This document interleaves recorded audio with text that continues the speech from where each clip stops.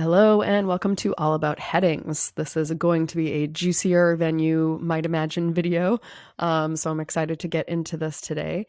And I just wanted to start off by saying that we will talk about Squarespace in this video. However, we do cover things that are relevant to any website, whether it's built on Squarespace or not. However, this video is not sponsored by Squarespace. My business, Go Bloom Creative, is not affiliated with Squarespace. So let's get into it. So headings, they are more important than you might think for three really important reasons. So first, we could touch upon SEO. So they're really important for SEO. And what is SEO? It's search engine optimization. And that means basically how well Google or other search engines can find your website online. For accessibility, so accessibility is for visitors to your website who may have a disability, for their experience to be accessible. And then lastly, for user experience. So for any user coming to your website, for them to have a good experience and for them to engage with your website and stay on it, because that's really what you want, right? You want to make that connection with people. So we want to make it a good experience for them when they're visiting your site. So in Squarespace, there are 4 heading sizes, and they are very cleverly named heading 1, heading 2, heading 3, and heading 4. And those you may see abbreviated as H1, H2, H3, and H4. So a little plot twist, headings, you have the power in Squarespace to set your heading sizes, and they don't have to cascade in size visually. So you don't always have to have your heading 1 be the biggest and have the others be smaller downward in a cascade. So let's hop over to a real site so you can see what the heck I'm talking about. So I created this demo website for this presentation. And right here, I've highlighted this little bit of text. And it's smaller. And this one's bigger, right? I'm pointing out the obvious. But this one is smaller. And this one's bigger. So you would think maybe this was the heading 1 and this is something else. But in this case, for this template, I have made the heading 1 a smaller size. So you'll see if I highlight it, this is our heading 1, and this here is our heading 2.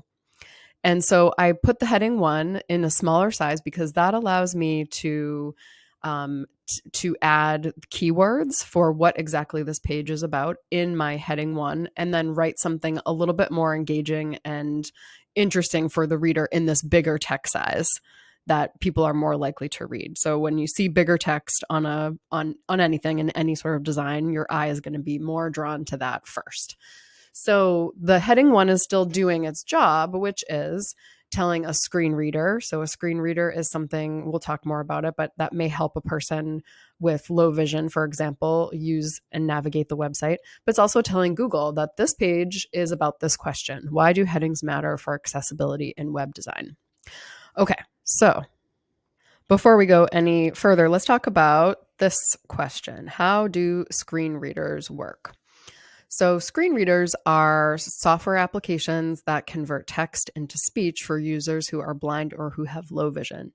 And they read the content of a web page out loud, and they give priority to certain elements based on their importance.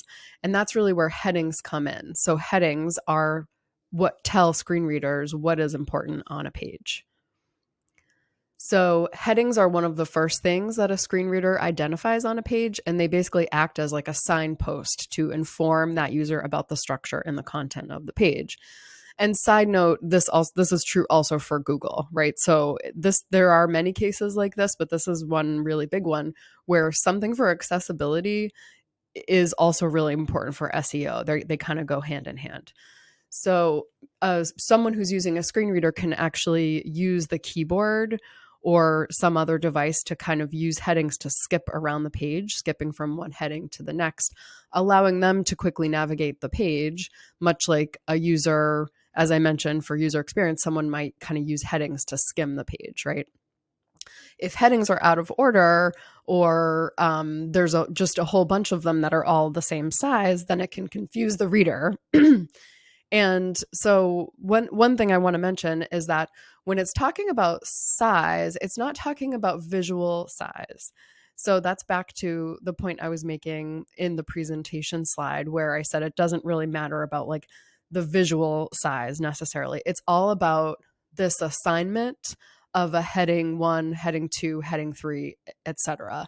So the screen reader is not reading the visual size of this particular heading. It's only reading its assignment as whatever it is, if that makes sense. So here's a little, I'm just going to get out of edit mode for a sec.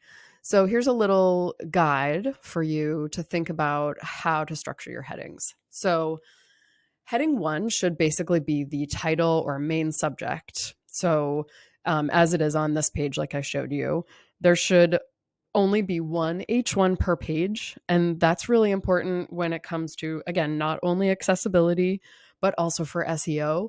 You can actually be what's the word I want to use, like docked I don't know, penalized for having more than one H1 on your page when it comes to SEO. So this is another case where accessibility and SEO go hand in hand.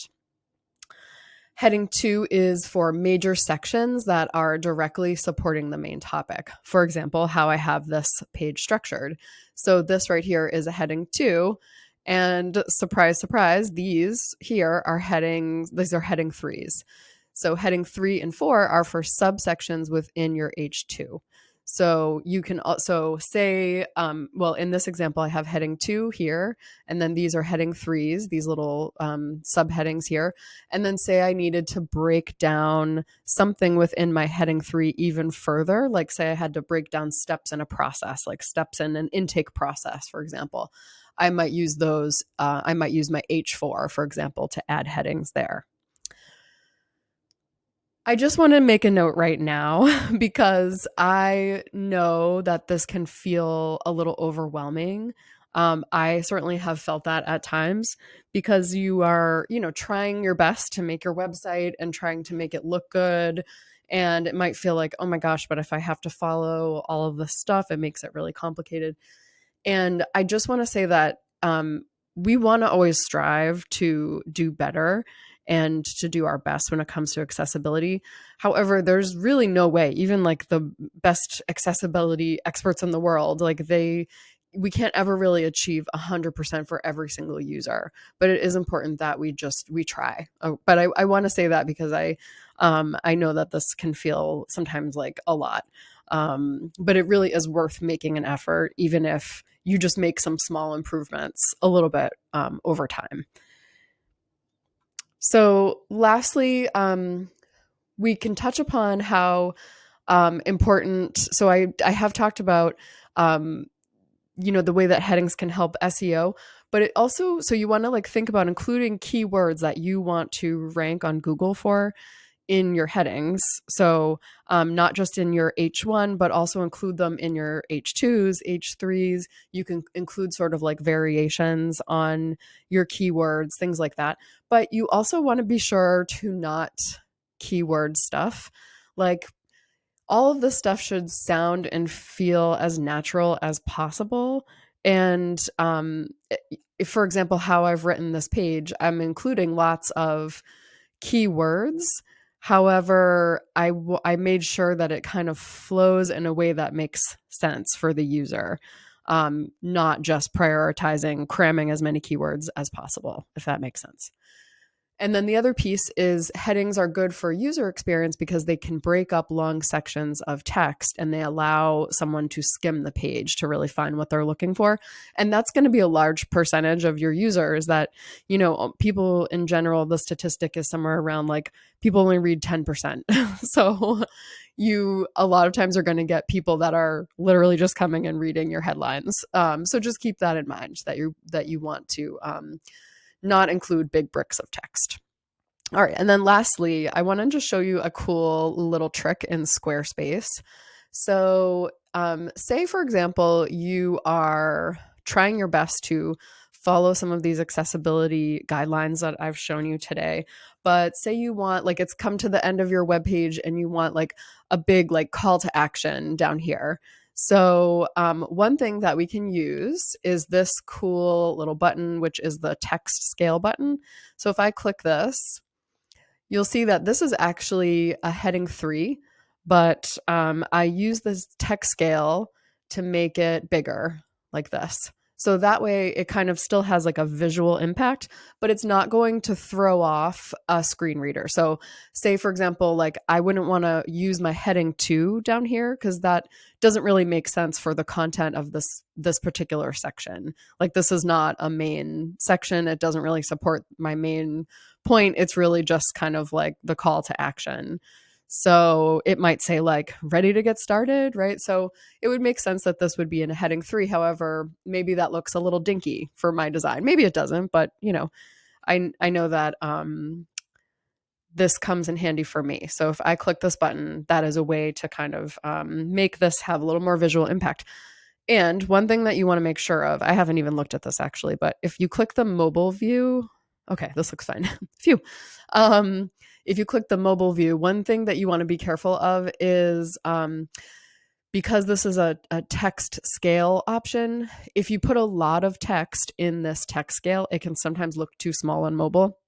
Let me see if I actually do this, if I can show you what I mean. Now check this out. Like, see how that text like scales with my text block size. So look at it keeps getting smaller and smaller.